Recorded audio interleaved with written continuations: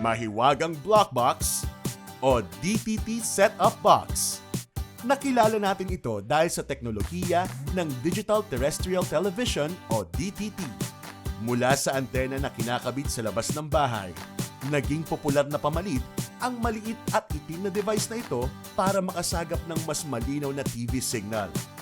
Ang set-up box ang nagsisilbing translator sa pagitan ng digital signals at ng ating TV.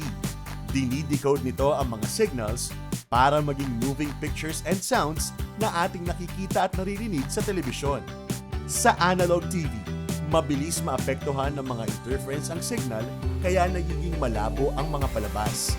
Dahil sa digital TV technology, nag-level up ang linaw ng TV at audio quality ng mga programa natin dahil naging mas stable ang signal transmission. Dumami rin ang mga channels na pwedeng panoorin.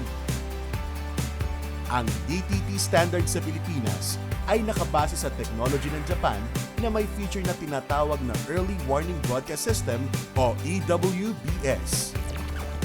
Ito ay idinisenyo upang magamit ang TV para i-alerto ang publiko tuwing may emergency kagaya ng bagyo at lindol.